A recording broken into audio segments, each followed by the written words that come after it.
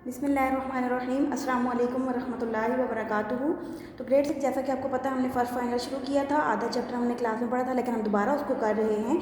तो पहले जो आप लोगों के पास ऊपर 5 सवालात हैं, इन 5 सवालात के जवाबात आप लोगों ने किताब से ढूंढने हैं और ये माइंड में रखना है, क्योंकि ये वाइवा के सवालात आप लोगों के पास होंगे और ब्लैंक्स भी हो सकती हैं। आज का जो हमारा टॉपिक है वो है नक्शा फ़हमी। नक्शा फ़हमी यानी कि नक्शे को समझना। तो नक्शे को समझने के लिए दायरे नक्शे जो होते हैं हमारे पास वो मुख्तलिफ़ मालूमात के लिए इस्तेमाल किए जाते हैं। तो नक्शे के समझने के लिए चंद चीज़ों को जानना ज़रूरी होता है।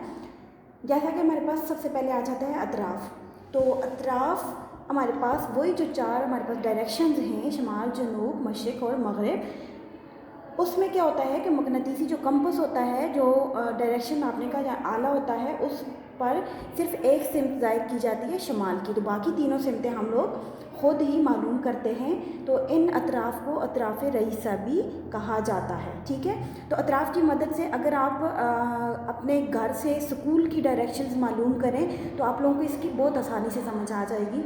आप लोग अपनी छत पे जाएँ, छत पे जाने के बाद सबसे पहले आप डायरेक्शंस को जो है मालूम करें कि आपका घर किस तरफ है और स्कूल किस तरफ है। उसके बाद जो है आप लोगों को चौक और बाकी आपके घर की इर्द गिर्द की जो चीज़ें हैं वो आप लोगों को समझ आ जाएंगी। ठीक है, उसके बाद हमारे पास आ जाता है लेजेंड। अब लेजेंड हमारे पास क्या है कि जिनमें रवाजी अलामतें जो लिखी जाती हैं वो हमारे पास लेजेंड होता है, जो नक्शे पर ज़रूर होता है। अगर लेजेंड ना तो हम नक्शे को समझ नहीं सकते। तो तमाम अलामात जो है जो कुदरती तौर पर पाई जाती हैं या फिर इंसान की बनाई हुई जो अशिया होती हैं वो लेजेंड के अंदर मौजूद होती हैं और उसके ज़रिए से हम नक्शे को आसानी से समझ सकते हैं। और इसके अलावा जो अलामात होती हैं वो बैनुल अक़वामी सतह पर यानी कि इंटरनेशनल सतह पर जो है एक ही रंग उनमें किया जाता है। अब दरियाएँ जैसे उनके लिए नीला रंग है और इसके अलावा नबातात वग़ैरह हैं उनके लिए सब्ज़ रंग है। इंसान की बनाई हुई इमारतें हैं, सड़कें हैं, रेलवे हैं और इसके अलावा इनके लिए काला और सुर्ख रंग जो है इस्तेमाल किया जाता है।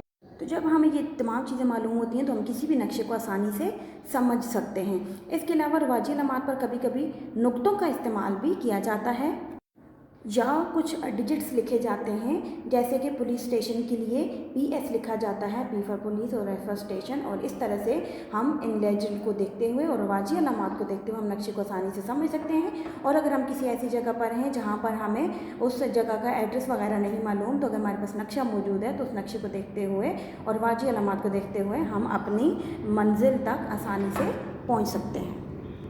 उसके बाद इसी से मुतालिक आप लोगों के पास सवाल नंबर 4 है। वो सवाल नंबर 4 आप लोगों ने अपनी नीट कॉपी पर लिखना है, नीट एंड क्लीन करके काम करना है और इसको याद भी करना है।